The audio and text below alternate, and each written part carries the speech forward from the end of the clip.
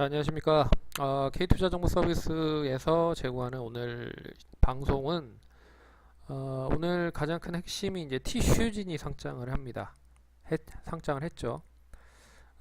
티슈진이라고 해서 우리나라 이제 그 관절염 치료제, 이 코롱생명과학이 만든 이제 미국의 본사를 둔 관절염 치료제를 가지고 있는 인보사를 가지고 있는 이 티슈진이 상장을 했습니다. 그래서 관련돼서 이제 제약주들에 대한 움직임을 한번 살펴보도록 하겠고요. 일단 국내 쪽에서 11월 중에 아마 본격적으로 출시가 되고 있는 걸로 알고 있는데 미국 쪽에서는 현재 임상 3상을 준비 중에 있습니다. 그래서 내년부터의 임상 환자 등록이 이어질 예정이고 그리고 나서 이제 본격적으로 판매가 될 거라고 보고 있습니다. 그래서 티슈진 상장으로 인해서 이 제약주들이 어떻게 움직일지에 대한 여부를 한번 살펴보는 시간을 갖도록 하겠습니다. 최근에 그 가장 큰 이슈가 바로 이제 제약 바이오 종목들입니다. 예, 잘 아시다시피. 그래서 이 제약 바이오주들이 계속 상승을 하고 있기 때문에 일단 이 제약 바이오주들이 어떻게 움직일지를 한번 봐야 될 것 같고요. 오늘 이제 티슈진 상장을 했는데 일단 뭐 재료 소멸이라고 봐야겠죠. 오늘로서는 이 재료가 이제 소멸된 이 티슈진 상장에 대한 부분에 있어서 재료가 소멸됐기 때문에 이 관련된 종목들 제약 바이오주들이 그렇게 썩 좋은 흐름을 보이지 못하고 있습니다. 예, 하지만 뭐 최근에 뭐 상당히 좀 좋은 흐름을 보였었던 업종 종목들 중에서 가장 많이 이슈가 되고 있는 종목들이 바로 제약 바이오 종목들입니다. 그래서 이 여러 가지로 분류를 해 보도록 하겠는데요. 일단은 최근에 가장 큰 이슈가 이제 신약 바이오 시밀러나 신약 뭐 제너릭 같은 그리고 신약 항암 치료제를 같은 이런 제품을 만들면서 시장에 이슈가 됐던 종목들을 한번 보면 셀트리온의 램시마가 있죠. 예, 램시마는 잘 아시다시피 그 레미케이디드 복제 바이오시밀러입니다. 그래서 자기 면역 질환 치료용 항체를 만들고 있는 그런 업체인데요.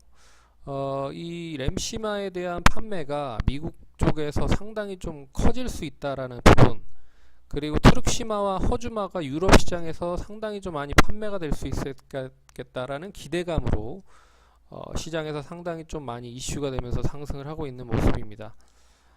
그래서 이제 이 셀트리온이었고, 그리고 또 신라젠이 있죠. 신라젠은 이제 팩사백이라고 해서 대장암 신약 관련된 부분인데요. 이 관련된 부분도 결국에 이제 뭐 여러 가지 뭐 신약에 대한 부분이라고 좀 볼 수 있을 것 같습니다. 그리고 뭐 애니젠이라고 해서 이 펩타이드 합성 기술을 가지고 있는 업체인데 이 당뇨병 치료제라든지 뭐 여러 가지 이 펩타이드 합성 기술을 통해서 여러 가지 신약을 만들려고 하고 있는 업체들도 있고, 그리고 최근에 오늘도 뭐 상당히 좀 상승세가 컸던 종목들 뭐 삼천당제약이라든지 CMG제약 뭐 이런 종목들도 결국에는 뭐 시장에서 관련된 이슈를 가지고 있는 뭐 종목들이다라고 보셔야 될 것 같습니다.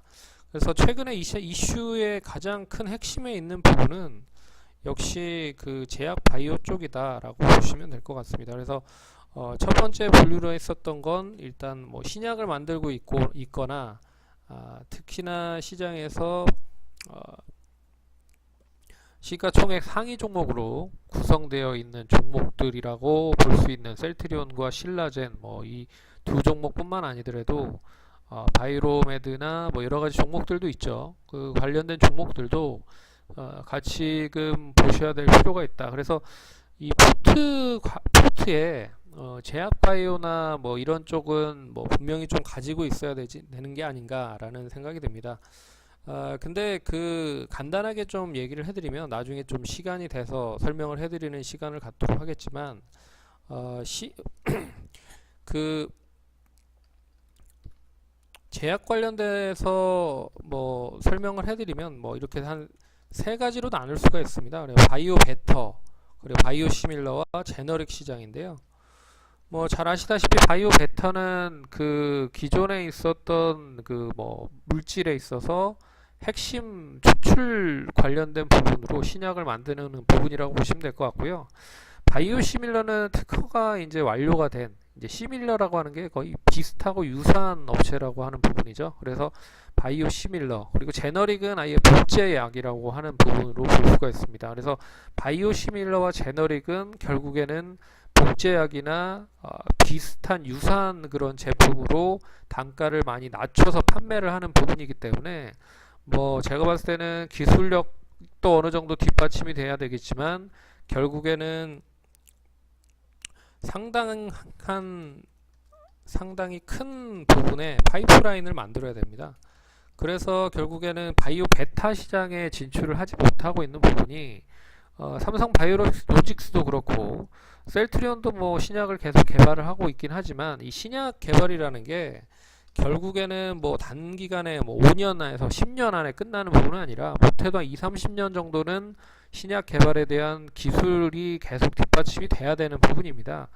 예, 그렇기 때문에 결국에는 대부분의 그 파이프라인을 가지고 있거나 지금 최근에 설비 투자를 하고 있는 업체들이 바이오 시밀러나 제너릭에 투자를 하고 있다라는 부분이죠. 그래서 삼성 바이오로직스나 최근에 그 상당히 큰 파이프라인을 가지고 있는 업체들도 결국에 신약을 개발하고 있는 파이프라인을 가지고 있긴 하지만 본론적인 부분은 바이오 시밀러와 제너릭에 대해서 국한된 부분이다 라고 보시는 게 좋을 것 같습니다. 그래서 어떻게 보면 신라젠이나 뭐 이런 애니젠 뭐 이런 쪽에 대한 부분이 조금 더 각광을 받고 있을 가능성이 큰 부분은 그런 부분인 것 같습니다.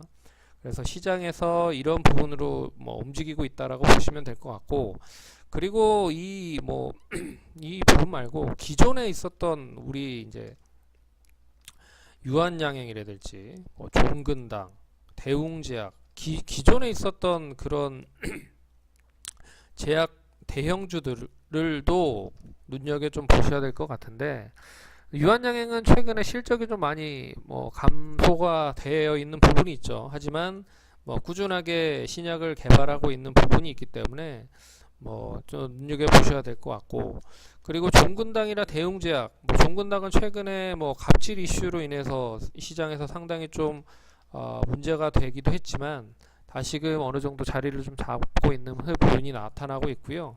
대웅제약은 최근에 가장 큰 이슈가 좀 되고 있는 부분이 그 잘 아시다시피 이제 보톨리움 톡신이라고 해서 이 나보타에 대한 부분을 가지고 지금 상당히 좀 다른 코스닥 업체와 흔히 말하는 소송을 좀 벌이고 있는 상태입니다. 그래서 일단 그 부분이 어느 정도 해소가 되지 않고서는 뭐 추가적인 상승은 좀 이어지지는 않지는 않을까 보고 있긴 하지만 워낙 실적이 좀 좋기 때문에 오늘도 역시나 좀 좋은 흐름을 보이고 있습니다. 또한 이 녹십자도 마찬가지고요. 녹십자도 뭐 상당히 좀 좋은 종목들이 많죠. 녹십자 셀은 이문셀이라고 하는 그 항암 치료제를 가지고 있고, 녹십자 랩셀도 있고, 그리고 녹십자 홀딩스도 있고, 예, 이렇게 좀 보시면 될 것 같고, 동아SD도 마찬가지입니다. 동아SD도 오늘 실적이 예상보다는 좀 좋게 나왔다고 상당히 좀 좋은 흐름을 보였는데, 역시나 뭐 우리나라의 굳건한 그런 제약 업체들의 5인방이라고 좀 볼 수 있는 업체들도 이 신약 관련된 부분에 있어서 낙수 효과를 좀 볼 수가 있다라고 좀 볼 수 있을 것 같습니다. 그래서 오늘은 이제 티슈진 상장으로 인해서 전반적인 바이오 제약이 그동안에 저번 주부터 계속 좀 좋은 흐름을 보였지만 오늘 어떻게 보면 정점을 좀 찍었다라고 볼 수가 있고요. 하지만 이 시장을 부양하는 데 있어서, 특히나 코스닥 시장을 부양하는 데 있어서 이 관련된 종목들이 더 추가적으로 상승할 가능성이 높다라는 부분에 있어서 좀 눈여겨 계속 보셔야 될 필요가 있다, 그렇게 보셔야 될 것 같습니다. 그래서 제가 말씀드린 제약 바이오 말고도 다른 제약 바이오주들도 결국에는 낙수 효과나 여러 가지 이슈를 통해서 다시 한번 등장할 가능성이 높기 때문에 계속 순환매적인 부분으로 움직일 가능성이 높다. 그렇게 보셔야 될 것 같습니다. 그래서 당분간 제약바이오 업종 중에 한두 종목은 포트에 좀 반드시 좀 껴서 놓자라는 부분으로 보시면 좋을 것 같습니다. 자, 오늘은 제약바이오 관련돼서 얘기를 좀 해드렸고요. 그러면 좋아요, 구독하기 많이 눌러주시기 바라겠습니다. 예, 그러면 오늘 방송 이것으로 마치도록 하겠습니다. 감사합니다.